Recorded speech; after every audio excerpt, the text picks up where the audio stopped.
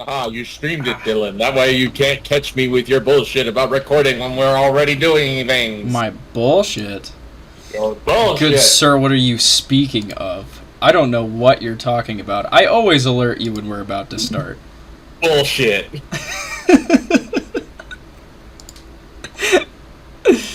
I don't know what you're talking about, man. What the fuck you lying? No lies, no lies.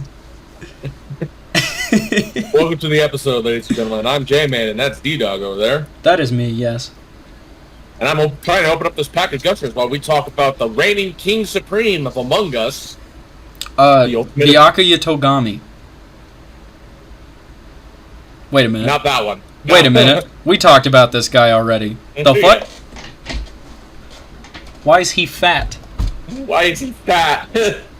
I remember when I first saw that in Danganronpa 2, I was like, is that Twogami Lamau? And you were like, yeah. And I was like, why him so fat? And you were like, he's been in 2 killing games, bro. And I was like, damn, motherfucker, stressed eat like a motherfucker. Like, I think that's what you told me, was that he just, like, was so stressed from, like, the multiple killing games he survived that he just ate until he got overweight. And I was like, dang, that sucks. Twogami, when we said you need to get gains, this is not what we meant. We didn't mean pounding the hams, we meant strengthening them hamstrings. Yeah, no kidding. Hams. Hands. That's the one good thing that Hiyoko That's the only thing Hiyoko ever said that made me laugh, was ham hands. That's legitimately funny, man. But also, what do we know? This guy's fast as fuck, too. This motherfucker runs, dude. He schmoves like nobody's business. You skinny types. I'm like, damn. You skinny types. He's kind of an asshole, you know? Well, he is Twogami, so what did you expect? He was supposed to be Twogami, it's also true. So yeah, we are talking about Mr. Imposter today. Mr. Sussy Baka himself. Mr. Sussy, haha, eject him into space, oh no, vote him off the island.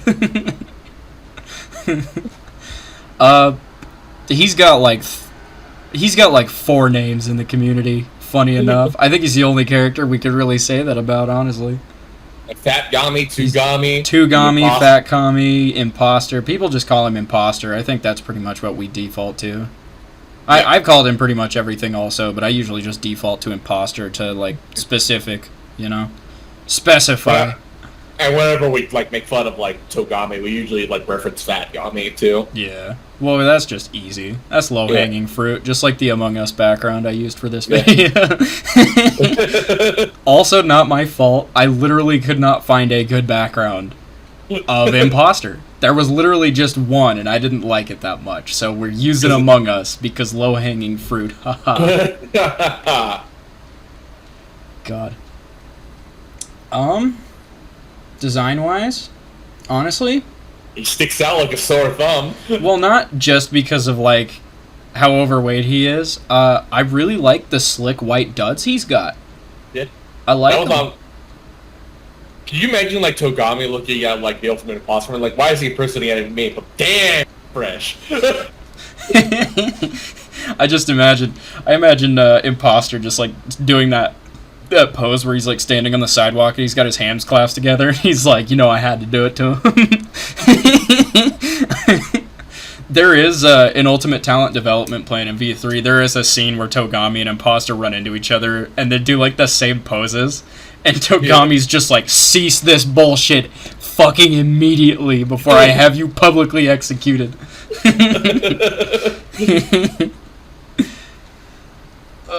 That's one of those things I saw in, like, funny... It was like a funny talent development plan moments video, and that was one of the, like, first ones that came up, and I was like, this is amazing. It's good stuff. I can't wait to get more of that shit when the Switch drops. Mm-hmm. But, because the community, as sick as it is and wanting these, like, characters to be like, oh, I wonder who's going to die in these games, is more like, man, I want to see these people interact. Yeah. Well, because that's That's like the appeal of it, right? Is that, like, there's 3 major Danganronpa games, and the new one, Decadence, has that aftergame thing that's like an expanded upon Ultimate Talent Development Plan, where you get to see all 3 casts just interact with each other non-canonically, and just like it's like answers the what if scenario that I think a lot of people like yearn for in a game like this, and I think that's why it's fun, is because we actually get to see our what ifs realized in another like separate game mode. And everyone's in fucking swimsuits too, so yeah. Yeah, I don't think anyone's gonna say no to that. So some of the characters are hot as fuck. Yeah, with any luck, I mean, there's still 2020 was a bit of a mess because of COVID. Trust me, I know. Trust me, everyone knows.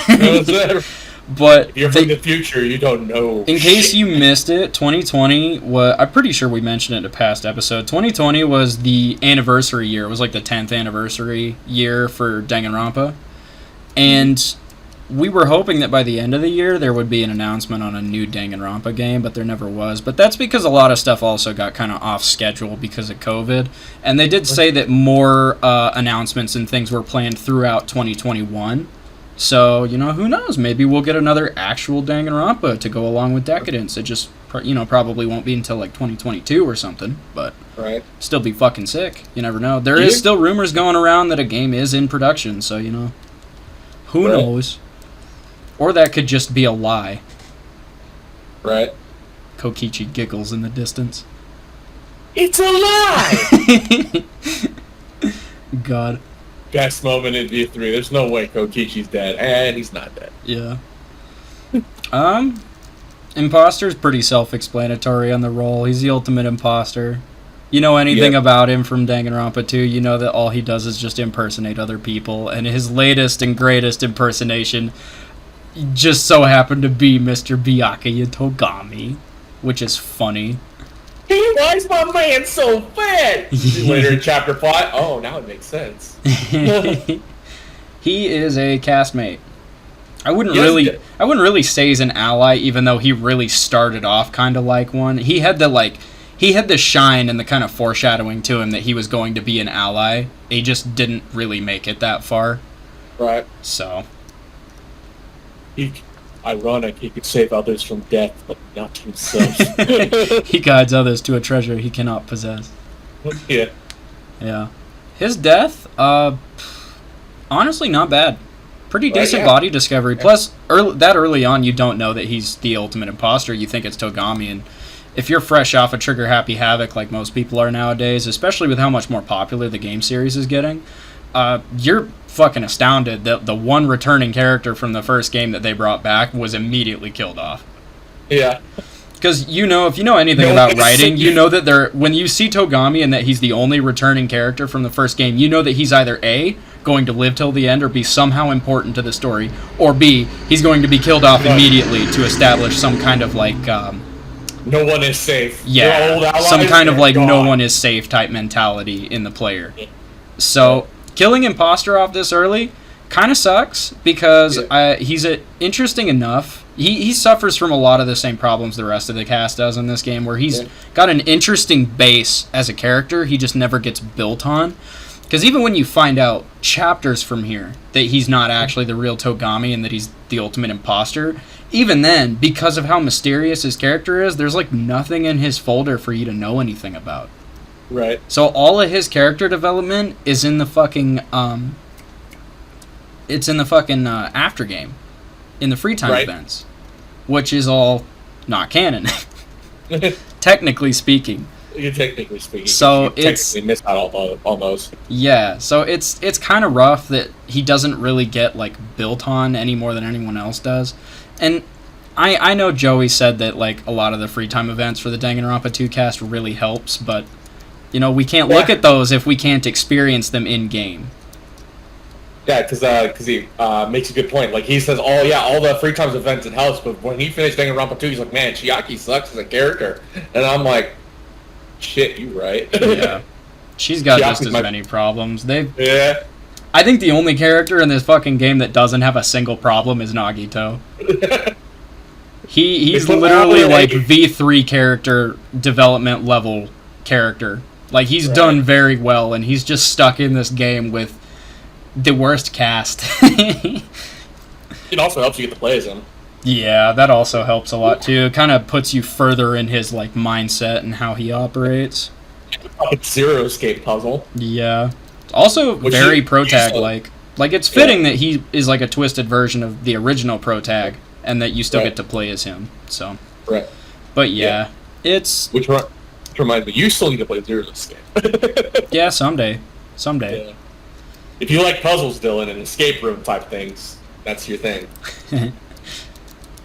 But yeah, Death, I actually really like the body discovery, because like I said, it puts that no one is safe mentality in the new players, and even without that, if you're replaying it, it's still great, because the lights come on after they go off for a minute and everyone's moving around in the dark, and then they come back up, and it's like, you know something is wrong and someone is missing, but you're not really sure who. Man, the room just feel like it just got 300 pounds lighter. Yeah. What the hell's going on? And then you realize that he's gone, and you're like, the fuck? And then, obviously, very quickly, everyone leads you to the table, and when you look underneath, he's just laying there. Bloody knife. Akane leads you to the table. Yeah, because she smells blood. I'm saying there's not a whole lot of, like, goofing around in between the lights coming back on and the body discovery. It happens pretty quickly. We talked about this last episode. What do you mean goofing around? We saw Mikon compromise. Yeah, Mikon fall over. That's about it. That happens almost immediately after the lights come back on, and then immediately after you guys get her back up on her feet is when Akane leads you to the table. I didn't forget. I'm just saying that there's not a whole lot happening between A and B. Yeah. I mean, like, I find it weird because, like, Danganronpa 2 has the schizophrenia where they were like, there's a time and a place for fan service. Right now is not one of them. Well, that was also what made Mikon so fun, was that it was like the most random points in time where she would just fall over in a weird position. Right. She's just extremely clumsy. And I don't know, with how, like, Hajime in bed. Yeah, with, like, how, like, cinnamon roll and, like, cowardly she is all the time before that. I don't know, it just made her very endearing to me. Right. Until she fucking goes psychotic, but we'll get to that. I fucking love that twist, too. But, I don't remember what you said. You were like, I'm like, dude, this is actual Mikon. You're like, that's hot. I'm like, Dylan, she will stab you. That's even hotter. Yeah. I did say that. I did. That's right. Dylan likes yandere. He's confirmed. No, I just liked Mikon. I don't think it was quick tangent. Just to continue on this, even though we've been on this tangent already. I don't think it was so much the fact that she was psychotic. I think it was the level of confidence.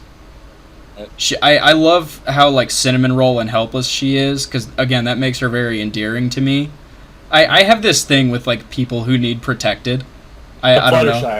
That's what I guess so, yeah. And then having her, like, twist around, even though it was, like, evil, having her twist around to be extremely, like, devious and confident was, like, it was, I don't know, I liked it a lot. I was like, holy shit, let's go, dude. And let's be frank, one of the victims clearly fucking deserved it. Yeah, I wasn't mad about that either. Yeah. So.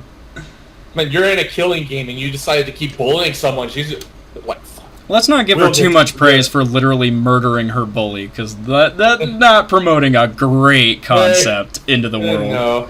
No, it's not, but someone is viciously bullied. Killing your tormentors is wrong, kids. Yeah, it is, but... Is it though?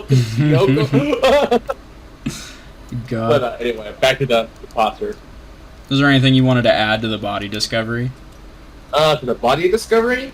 Just like the details of the death. I think it's pretty solid for a first body. Right, yeah, besides the Mikon event, because that just fucking gave me total whiplash, I would say that the events leading up to the body discovery, because you can hear, if you're playing an English version, you can clearly hear, like, Twogami in the night. Mm-hmm. Like, he's trying to, like, so, like, the events leading up, and you didn't think it was going to be Twogami at first, because you're just like, oh my god, we gotta do this, we gotta protect everybody. Mm-hmm. But because all the sharp objects are taken away. And the fucking bone on the meat, the meat on the bone. The bone on the meat. The on-meat bone. On the meat bone! God, I hate it. I hated that so much. I love what a meme that fucking puzzle is. It's so good. You can technically make 4 sentences out of those 4 words. Come on, man. God. Yeah. Overall, pretty solid first body drop. Character's very unexpected to get killed. It works tonally. From a writing perspective, it's pretty good. Right. I don't really have anything bad to say about it. The only, like I said, the only downside is that later when you find out it wasn't actually Twogami, you don't get to know anything about who he really was.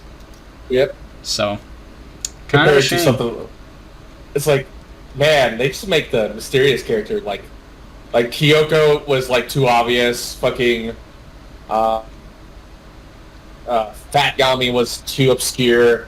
Rantaro was just. Yeah, Rantaro was a good medium. Yeah. Because you don't really get to learn a whole lot about him either, because he doesn't know who to trust. But you do get to learn more about, like, how much he knew and why he was there and why he seemed to be a step ahead of you, kind of thing. It worked for me. Yeah. So. Because at least he was relevant to the plot by the end of it. Especially when you come back to, like, Kaede and everything back in Chapter 6. Imposter never really comes up again except for when you guys find his file with Chiaki. Yeah, in Chapter 5. And you're like, oh, hey, he wasn't the real Byakuya Twogami. Weird. And then that's it. They just leave him there. So. Yep. There is the funny moment at the end, actually, though, come to think. There's that funny moment at the end. Allow me to introduce myself. Yeah, he's like, do I have to keep pretending to be Twogami? And he's like talking in his real voice. And it's like, it caught me so off guard. I couldn't stop laughing, dude. That bit is pretty good, I won't lie. But, yeah, he's a pretty solid first death for the game. It's a good start. As the victims go. First victims though, comparing to the other 3, not as good as like Sayaka or Rantaro. Well, Sayaka, as we've discussed previously, had that like they have that attachment where they build her up like a fucking child clinging to your leg, or rather, you're the child clinging to her leg, I guess, since you're Makoto. But you know, they build her up with this like importance for you, and they get you attached early, so that when she gets killed, it hurts, you know. I always thought they were more like a Shaggy and Scooby dynamic. When they both get scared, they both just start running away. Yeah. Imposter was, I don't know. It's hard to say because he was less like. He was less of like a love interest in the way Sayaka was. He was more like just interesting. Yeah. He was like the most interesting person there. Yeah, because he was front and center for most of Chapter 1. Yeah. Because he was like running at Usain Bolt speeds, you skinny types, always leading everyone. He's the guy who mentioned the party. He's the guy who was like the fucking bouncer at the party. And at the party, like right before the murder happens too, you have like 2 very important conversations with him, and you get him to open up just a little tiny bit. Yep. So. To the point where you're thinking, wait a minute, this is probably not Twogami. But then he dies, so you can't really expand you never know for sure until Chapter 5. Yeah. So. Character-wise, honestly, it's really hard to say. He's touched on a lot more in the Danganronpa 3 anime, but, you know, we're not talking about that here. Just as far as the game goes, if you're only looking at game knowledge, he's just impersonating Twogami, so we can't really say for sure what his personality really is. Granted, it's a very good impersonation. Got us all fools. Oh yeah, it's enough to fool pretty much everyone who's a first-time player, I think. So, yeah, I don't know, man. Not a whole lot to say there.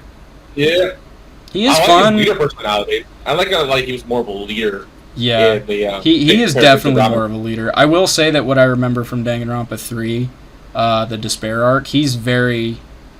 Because the guy he's impersonating in the Despair arc is the Ultimate Animator, who gets manipulated by Junko later on. But Imposter's just like... I think before Animator, he was impersonating Twogami, and then he met Ultimate Animator, and he started impersonating him so that he could stay... in his dorm animating all day, so Imposter would attend all his classes for him and bring him his homework. So he had more time to work on his animating, and Imposter had somewhere to hide, basically. Which I thought was a pretty cool dynamic. But he also like showed a little bit of care with Ultimate Animator Kid. I can't remember his name. But like there were moments I remember where it was just the two of them sitting in the dorm, and Imposter would ask him if he's drinking enough water, or tell him to like take a break and go take a shower because he stinks. Like there was a little bit of care there, you know. So he's definitely not evil. I don't even remember why he's fucking on the run. I think he tells Ultimate Animator in the anime, but can't remember for the life of me for some reason. It's been a while since I watched it. I might have to go rewatch it. But yeah, it's 2 does not get points for what 3 creates. Yeah. It's not how we look at things here. Which is probably aggravating to some people, but... Noah. Yeah. we're just looking at things on their own merit, you know? Right. How does just Danganronpa 2 stand without the rest of the media that added to everything? Right. Consensus is not great. But that's what makes V3 so great, because the V3 on its own is fucking amazing. V3 also doesn't have really like any side content to add to it either, which is just another testament to how well it was done. Yeah, Decadence is going to be the first side content for it, basically. Yeah, because even Ultimate Talent Development Plan doesn't really add anything to it. That's just the cast of all 3 games hanging out, going to school together. So. And the Danganronpa fandom are more like, oh, I want to see like fucking Fat Yami and Twogami meet. I want to see more interaction with Junko. Exactly. It's the what if scenario I was talking about before. Yeah. So. I don't know. Do you got anything else to add here, Jer? Her character? Yeah. No, I don't. This is a lot better to go through than Leon's, that's for sure. But, yeah. Well, we've got something to talk about here. Leon gets summarized in like 2 whole sentences. First blackened, stupid. No, hates baseball, big giant idiot. Yeah. Yeah, that's pretty much. But no, I got nothing else to add to character. Okay, well, I guess we're moving on to Ego Theater. Yes, we are. Sus. And now it's time for Ego Theater.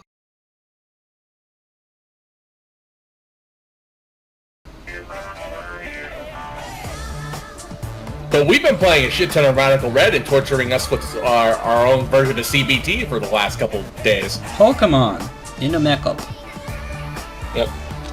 Radical Red is fun.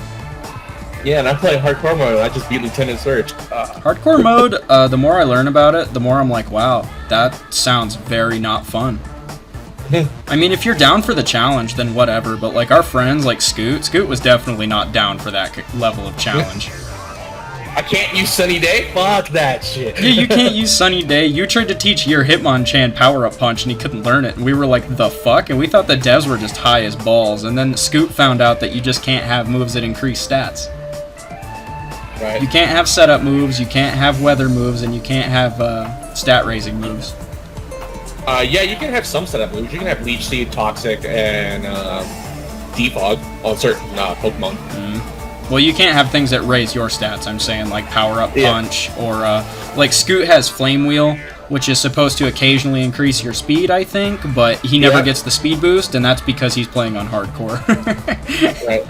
So... I can't wait to get to Gary, where he can Mega Evolve all of his fucking Pokemon, and he can't have his stats lowered. You can only Mega Evolve 1 Pokemon per battle. Oh, no, he can Mega Evolve every single Pokemon. That is the stipulation for...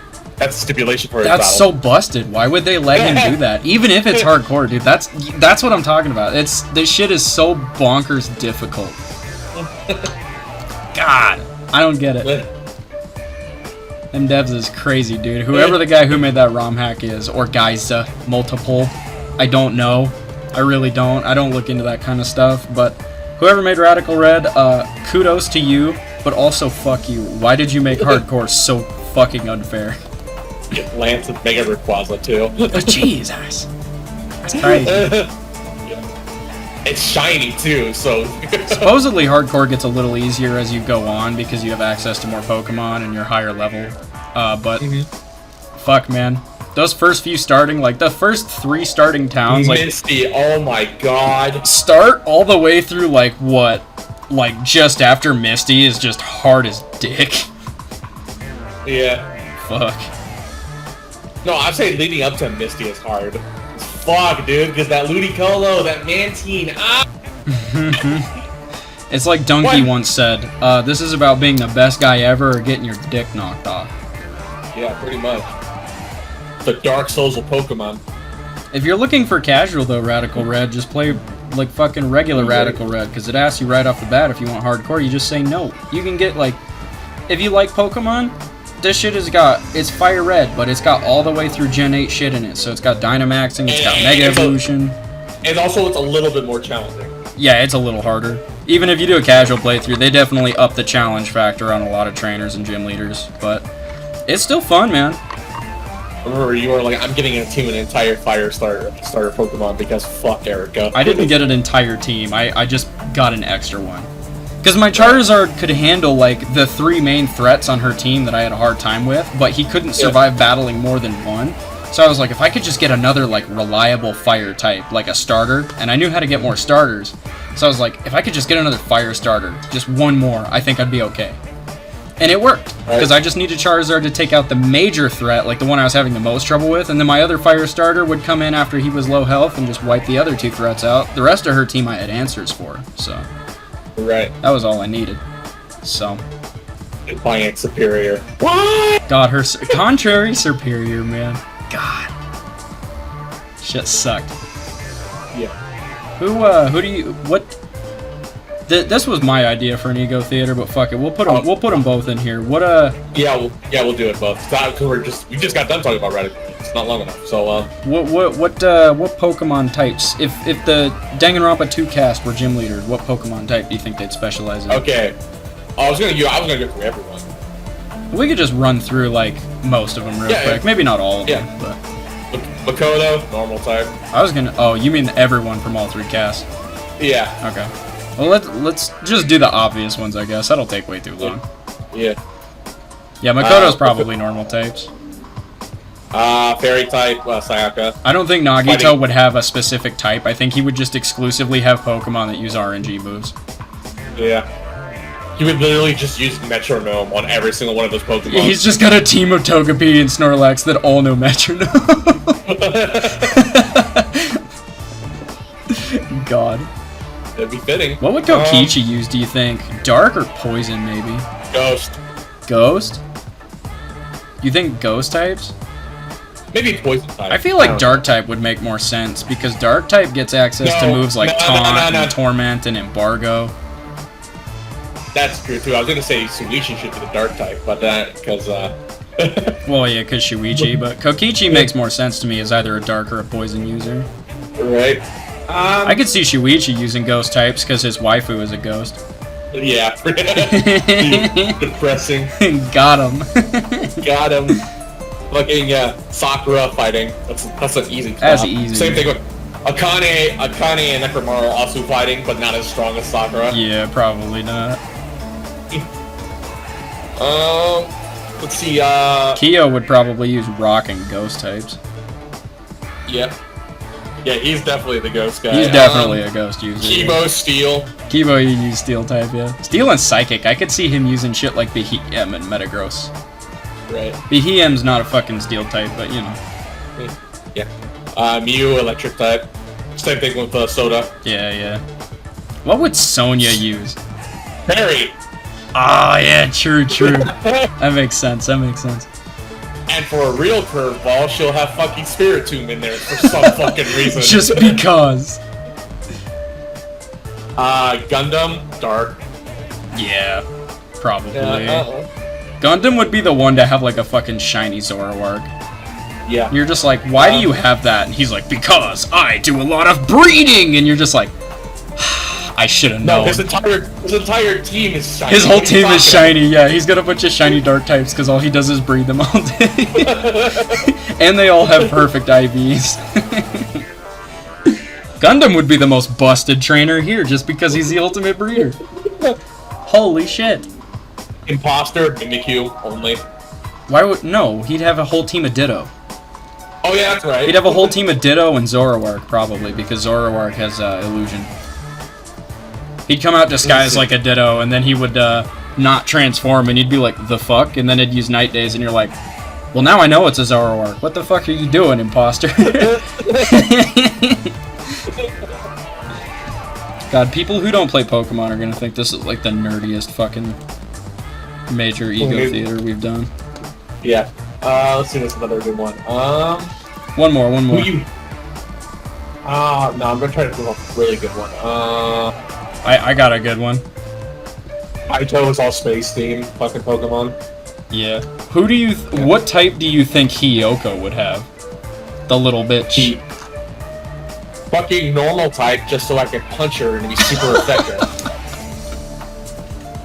Okay, but what type would she actually? No, wait. Oh no, wait. I was gonna say she'd use bug types, but then I remembered she squishes ants because she hates bugs. Yeah, Gonta's the bug type user. Oh right. Gonta would be a fucking bug type gym leader, dude. My you man. would be Bugsy, but on fucking roids.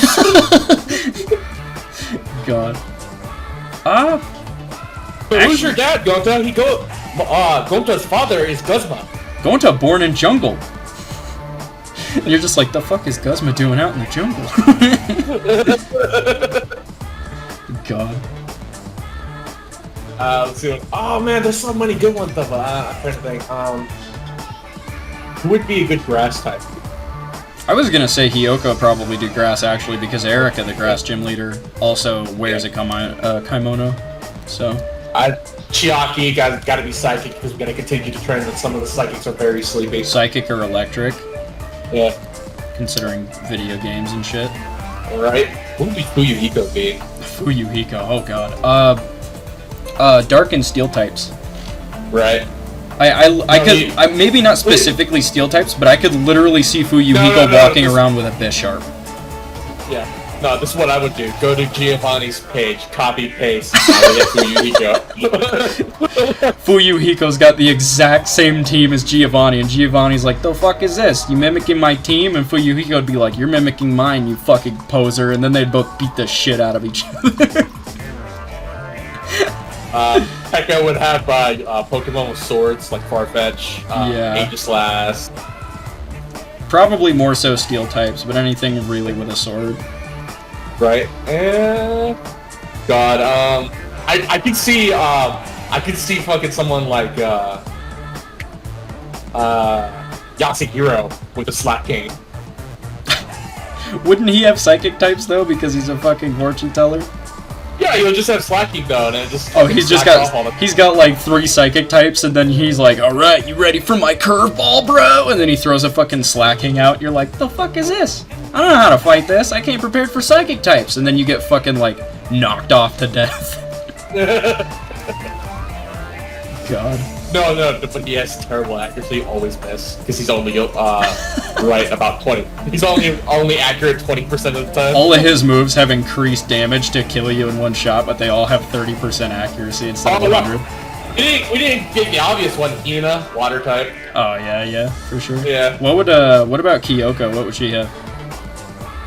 She would have like a gumshoe. Some people like a. She literally has no Pokemon. She just has a single Gumshoos on her team.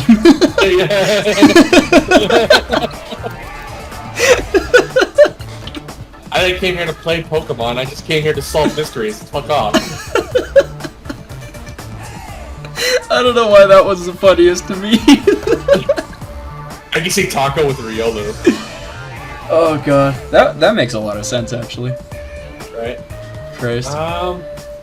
We gotta go with Kaede, all Pokemon that can sing. Yeah. Mainly fairy types. Pekko, fighting type, but not really. We already said Pekko. She'd have sword Pokemon. Oh, that's so Pokemon, not Pekko. Panko. Oh yeah. Fighting type Pokemon in quotation marks. She'd have like the weird fighting types like Mineshaw and I don't know, just like the ones that are like weird little off-side fighting types like that aren't exclusively used most of the time. You know? That's what I could see her using, especially Mineshaw. I could see Mineshaw being Tenko's like partner Pokemon. Right. Himiko, Fairy, Fairy Psychic. Fairy Psychic. Yeah. What would Angie use? Ghost. Because that chick is scary. I could see her using ghost types, yeah. She's got to mimic you for sure. Mm-hmm. Yep. And the Mimikyu's nicknamed Atua. Who used fire? Ooh. You know, it's funny that you say fire type and not a single Danganronpa character comes to mind in this discussion. Oh, wait, no, duh, Maki. Oh, yeah! Maki would definitely use fire type. I literally have a fucking fan art picture of Maki in a Team Magma outfit with an Incineroar behind her. Right. I could literally see her using, like, fire and dark types, like fucking Incineroar and Houndoom. Right. Let's see what's another one. Grass. No, we already did grass. One more. We actually gotta get back.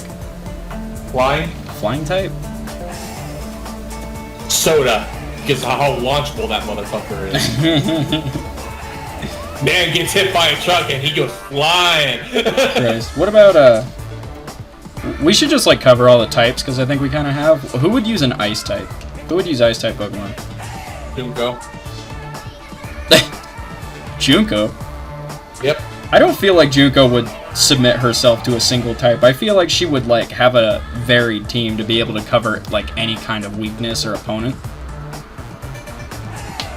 Right. Well, I'm still saying Junko, because she's fucking Ice Queen, basically. Christ. God. And Kamakura would not have a single Pokemon because he thinks Pokemon is boring. Yeah, pretty much. No, he would just have Ultra Beast, but they don't know any moves. They just sit there and waste your time in battle just like him. They all know struggle, that's it. Because the struggle is real with Kamakura. Life is a struggle.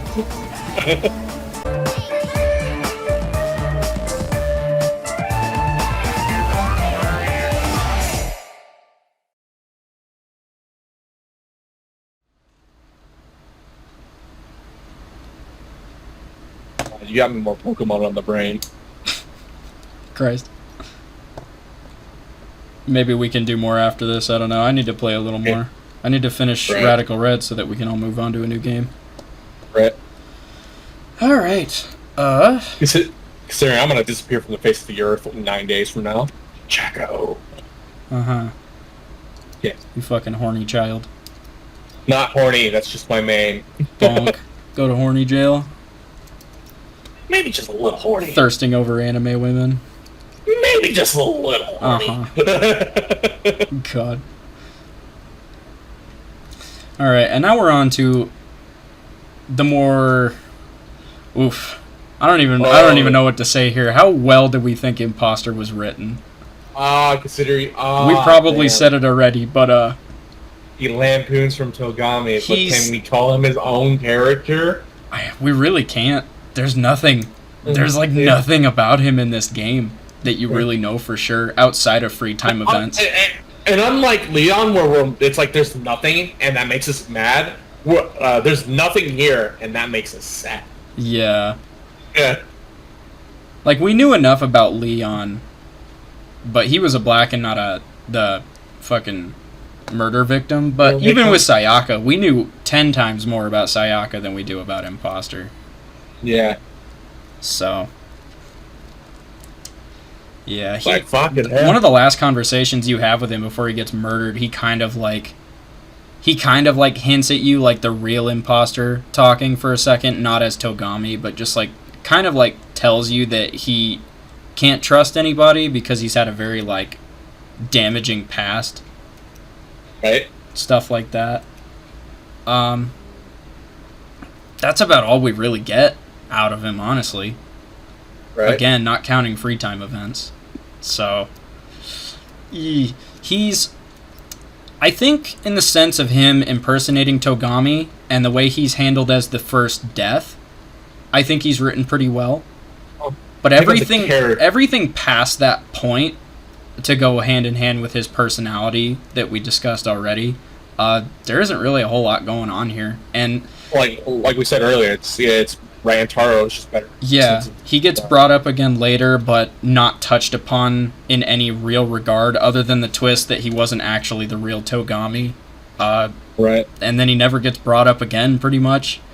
The funny moment that I mentioned before, where you fucking, where he's like, "Can I introduce myself now?" Like, that when that happened, not only it didn't catch me off guard just because like it was so out of the blue, but it also caught me off guard because I forgot that he was a character in this game at that point, because he's just barely ever touched upon after he's killed. Right. So compare it to something like it's very unfair to compare anyone to V3. It's hard. We keep comparing everything to V3, but you gotta understand, man. V3 is just. It's by far the best game in the series. Yeah. And everything is just... That's kind of, I feel like, the bar that we've held everything... Well, the bar is more Trigger Happy Havoc. It's just that we're comparing everything to V3 because not only is that our favorite, but it's also the best written. Right. And I feel like that's a better indicator of what they're capable of as a writing team. Right. Than Trigger Happy Havoc. Trigger Happy Havoc has problems, but we give a lot of it a pass because that was their first game and they're still trying to find their feet with their, like, how they wanted to go about the game as a whole. Trigger Happy Havoc set up the entire base of the entire franchise. Exactly. It's the bar that they set for themselves. Yeah. And this game does not meet that bar. Yeah. And then V3 just sailed way past it. There's there's a couple things too that like take a couple steps forward, but there's a lot of things that take a few steps back. Yeah. And I think this is definitely one of them, is the mystery character. Yeah. Imposter just doesn't really... He doesn't stay relevant past the point that he's dead. And I think that's the biggest problem. And to everyone who would say, no, the mystery character was fucking Mukuro. No, it was Kyoko. She was the one who didn't know her talent. That doesn't necessarily make her the mystery character, especially with how obvious it is that her talent is Ultimate Detective. So by the time she fucking tells you at the beginning of, like, what, Chapter 5, you're just like, I know! We know! No, Mukuro, I guess, kinda, but she doesn't even get revealed until, like, her existence isn't even known to you until, like, what, the end of Chapter 4? No, till end of Chapter 5. Is it end of Chapter 5? No, because you go up for Kyoko to distract Monokuma, and he teases the two of you about sneaking out after hours to make out in the hallways. Right. But you're just distracting Monokuma so she could break into an office. The legendary meme line, that's right. Yeah, so that's like, what, the end of, like, Chapter 3 or 4? End of Chapter 4. End of Chapter 3 is the Sakura stuff. Right. So, it's... I don't know, man. At least Mukuro stayed relevant past the point that she died at the beginning. Right. You just didn't know that she existed as a separate person from Junko until later on in the game, which I guess is the exact same thing that they did here. It's just the only difference is that Imposter was impersonating someone that you know previously. Well, I guess it kind of put the shines on the spotlight where he was just like, there's a traitor among you, because that's what Monokuma opens up with, basically. Yeah. Which is just more meme fuel to the meme fire that is Among Us. Among Us. It was... God, we played these games before fucking Among Us was popular. Joey played it when Among Us was popular. Our fucking voice chat was full of Among Us fucking shit posting, because that was also before the word sus and Among Us were overdone and not funny anymore. Haha. No, they are. Yeah.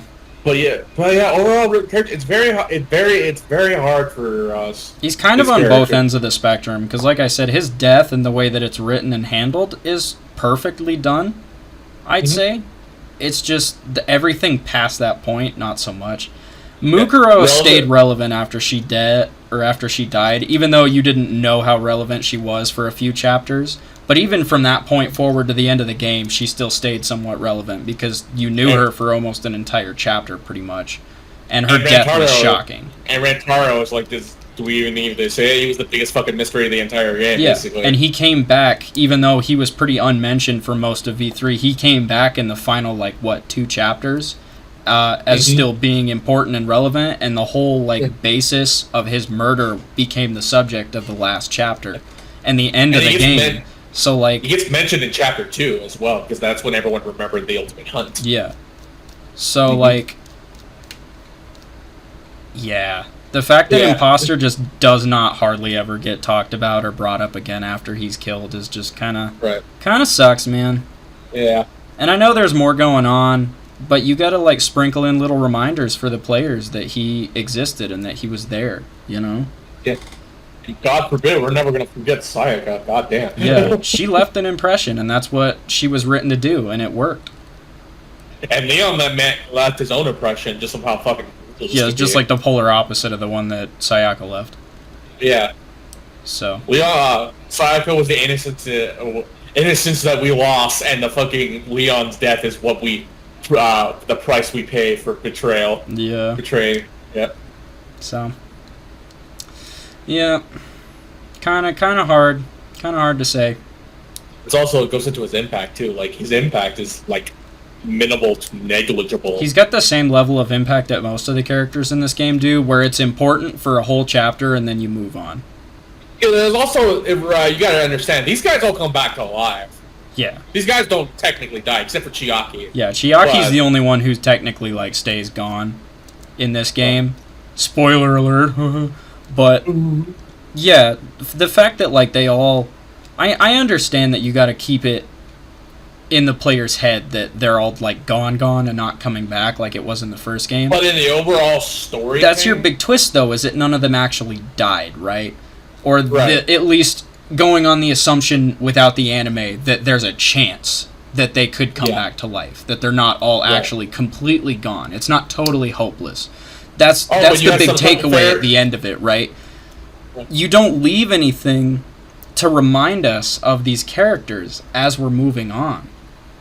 And then in some cases, like Nekomaru, you're leaving way too fucking much. And it just completely removes the impact of their death. Right? Oh, yeah, it's a favorite character that's Danganronpa 1? Fuck that. They're dead as hell!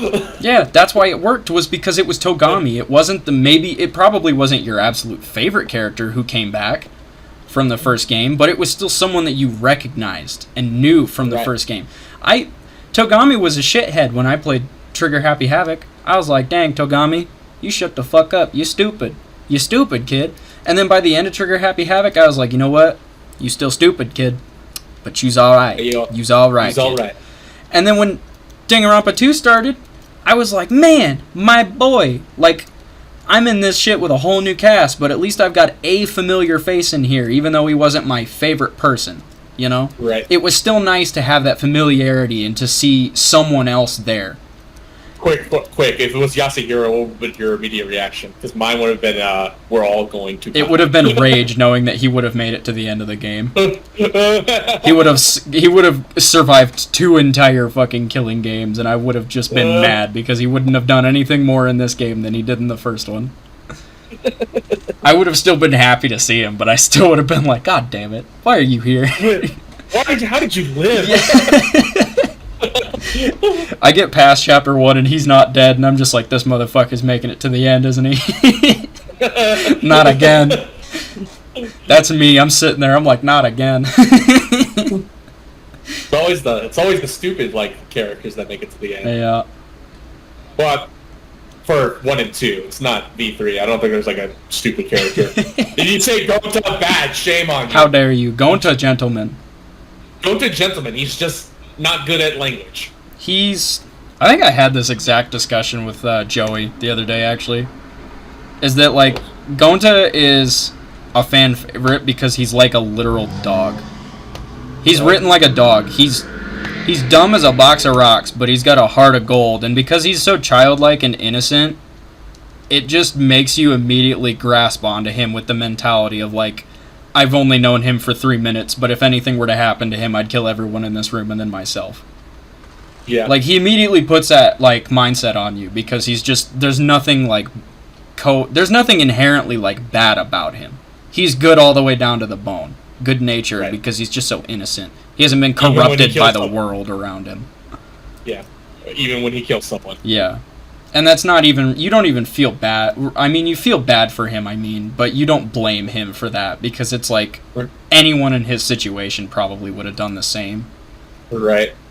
So, the murder he committed was solely out of, like, It's No, so twisted to say, but it was completely out of like the goodness of his heart and care for his friends. It wasn't like ill-natured in any way. Yeah. Better for everyone to just fucking die because to know that the world is fucking doomed. Yeah. So. Well. Trivia time? Trivia time.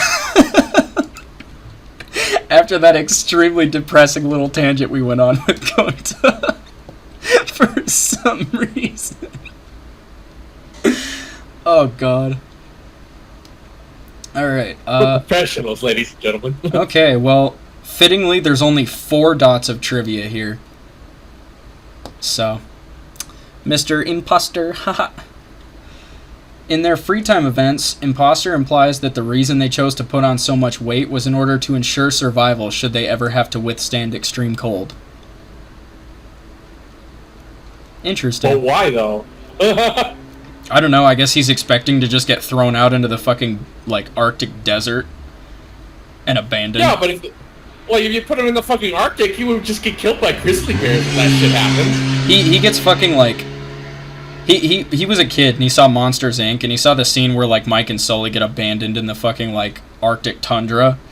And with absolutely no way to get back home, and he was just like, that ain't ever gonna be me. That's the only scene he took away from Monsters, Inc. Yeah. That's it. It was that one, yeah. He just, like, turned the TV off. He didn't even see how they got out. He's like, I'll never find out.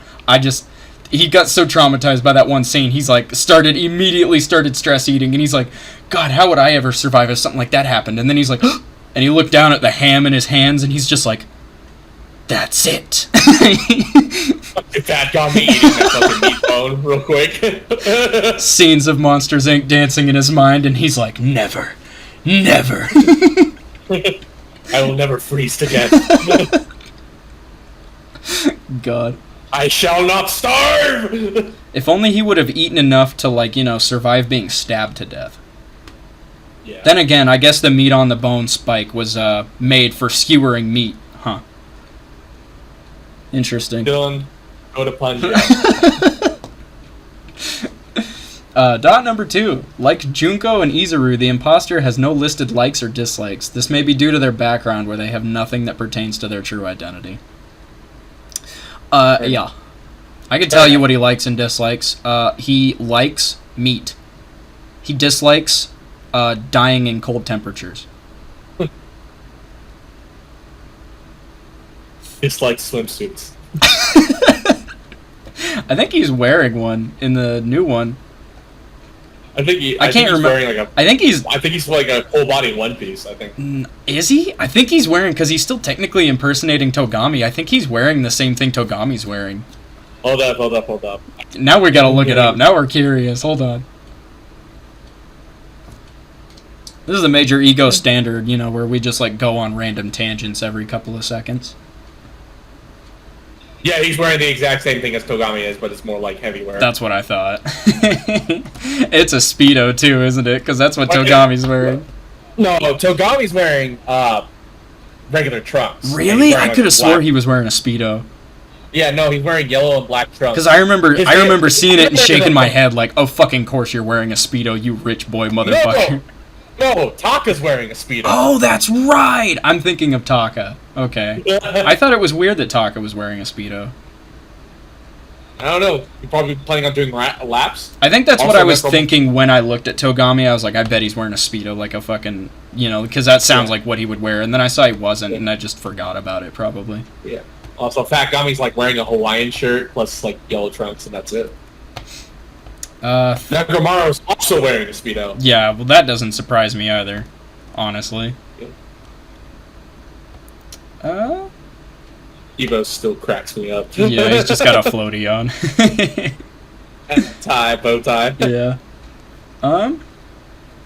Third dot. Their title was translated as the Ultimate Swindler instead of Ultimate Imposter in the PC version of the English localization of the game's ending credits, despite the fact that they were referred to as Imposter earlier in the game.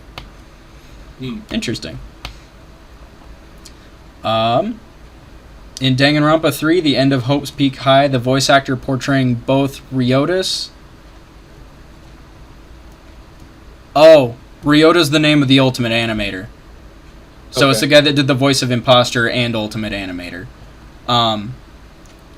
Kanata Hongo? I probably mispronounced that. I'm sorry. I've said it before. I'm not good at fucking these kind of names. But the guy who did the voice of Imposter and Ultimate Animator also portrayed Makoto Naegi in the stage adaptation of Danganronpa, Trigger Happy Havoc. Oh, nice. I'm assuming that's what it is anyways. It doesn't say Trigger Happy Havoc. It says Danganronpa Kibo no Gaken to Zetsubo no Kokeski. Kokosei, sorry. Yeah, that's the first one. Okay, that's what I thought. I just know it's a stage adaptation because it immediately after that says The Stage 2014. Mm-hmm. So...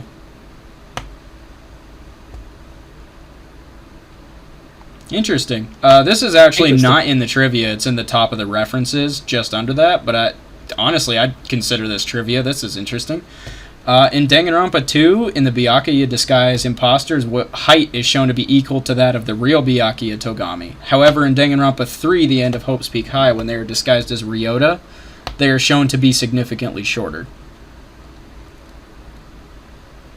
So he changed his height at will? What the fuck? It might just be a continuity thing that they missed in between like game and anime, but yeah, that's interesting. That's interesting enough. He's also fast as fuck, boy. He's a fucking speedster. Who curls up into a ball. He's a fast man. He's just literally Sonic. Man's as fast as fuck, boy. Alright, Jared, what are your final thoughts on Mr. Ultimate Imposter / Fatgami / Twogami? I want to see more of him, but I'm fine with what we got. Yeah. I think having more added to him would be fine, even if it's not much, which, like I said, we do kind of get in Danganronpa 3. So, if you like Danganronpa 2, but you're unhappy with Imposter's like level of character he got, go watch Danganronpa 3 Despair Arc. Right. Like I said, he's got more like layers to his character that you kind of get to see, like the real Imposter under the disguise that you get to see in the anime, right. Which is always nice. Mm-hmm. So, I'm gonna pretty much agree. Honestly, I don't really have anything else to say that hasn't already been said. Right. So, what do you rate him? I'd give him a solid 5 out of 10. 5 out of 10. Middle of the road. Yeah, honestly, I think that's what I'm gonna have to give him too. I don't really hate him. It's just kind of, he's so in between because there's so little about the real character. But the stuff that is there under the Twogami disguise is fine. Yeah. So, and we can't really harp on... We harp on a lot of the characters in this game, like we're going to, and we already have, for being good bases, but not having enough built on them. Imposter kind of, like, skirts under this, because he's the very first character killed. Right. And he's the whole, like, mystery, like, who was he? What was he talking about? Kind of shit. So there's already not much known about him for them to add on to. What did he know that we don't know? Yeah. The problem comes later is that he just doesn't stay relevant. That's his only real problem, I think. Yeah. So. Oh boy, chapter 2 and 3 is gonna be rough. Yeah, the next few chapters are gonna be. I don't know, if you don't want to hear us bash your favorite character, then I'm sorry. We're gonna be bashing a lot of characters in this game. Sorry, Liam. But Peko, we're gonna. Peko is a great design. I'm just gonna say that straight up before we even get to her episode. I love her design. She looks fucking sick. Like, god damn. Fucking A that trial though. I hate it so much. But yeah, that's Ultimate Imposter / Fatgami / Twogami. Someone fix Mikon's legs in this fucking swimsuit sprite. My god. Lady needs fucking... I love that she still has the bandages on. I love that. It's just... I don't know why. It's like... It's an iconic part of her design. It's like if I see bandages, like wraps like that, she's like one of the first characters I would think of. And the fact that she still has them even in her swimsuit is just, I don't know, it just makes me chuckle. I think it's fun. Oh man, fix your broken leg, man. He can't. God. Next week. Some aloe vera oil on it. Next week, as long as we stay with schedule, we're 2 for 2 so far. That's crazy. Nope. We didn't do one last week. Did we miss a week in between this? Yep, because remember, I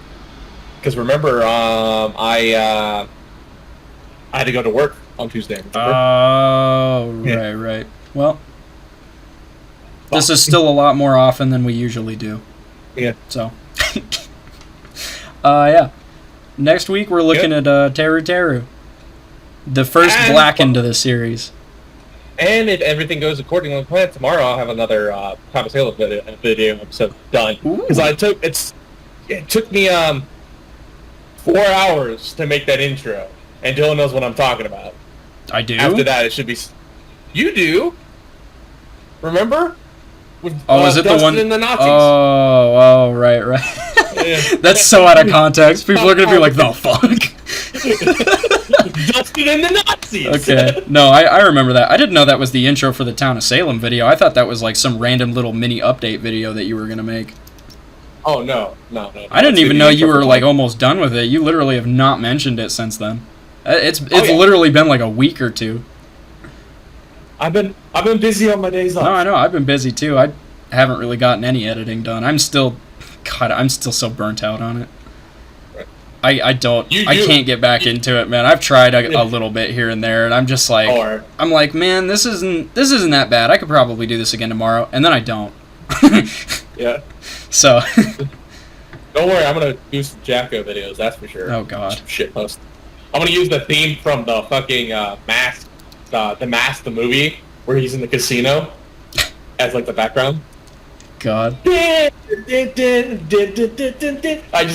just wanted to use that song. Christ. Yeah. We get copyright the hell from Warner Brothers, but fuck you! We do what we want here! Well, like I said, if everything goes according to plan, we will have more videos soon. I just want to give a quick shout out to YouTube for, being YouTube and automatically blocking a video from one of my favorite channels that was supposed to come out on Sunday. He had to make... I'll just go ahead and name it, because we do this for free, and I don't really care. I like shouting out my favorite channels and shit. Dead Meat. If you guys like horror movies, go check out Dead Meat and the Kill Count. Those videos are high fucking quality, and the host, James A. Janice, real swell fucking guy. He works his ass off. He does much better. He has a much better work ethic with his YouTube channel than we do. He also probably gets paid for it, though. Oh yeah, it's his job. But I related so hard to his YouTube struggles, because he was supposed to have a kill count out for the first Fear Street movie on Sunday, which ended up not coming out on Sunday because every version of it that he uploaded to YouTube got auto-claimed and blocked worldwide. So it wasn't able to be seen. And he spent 2 whole days re-editing and re-uploading it 35 separate times until he finally gave up, because each different version would just get auto-claimed and auto-blocked.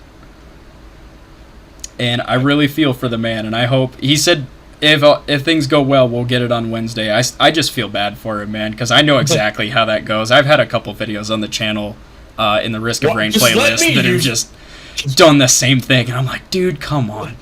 The fucking... Let me use AC/DC's Kick in the Teeth, man. The Rex video, if you guys follow the Risk of Rain 2 videos at all, the Rex video literally did that to me. I uploaded a version of the video privately to see if the Dead or Lie music I used in the third half of the montage... I uploaded a video that just stayed private with that whole song playing to see if it would get copyright claimed, and it didn't. So I was like, oh, cool. That's sick. I don't have to worry about any kind of like copyrights on this video if I upload it with the song then. And then I uploaded the actual like video with the song edited in, and yeah, it got claimed like right away. And I was like, oh, all right. And I just was so fucking like tired that I just left it. I was like, I don't fucking care anymore now. But yeah, YouTube is a hoofda. That's about all I'll say. Our Chio Taka video is our third most popular video. Yep. That doesn't surprise me. Everybody loves Taka. Yeah. That should be a sitcom. But a dan.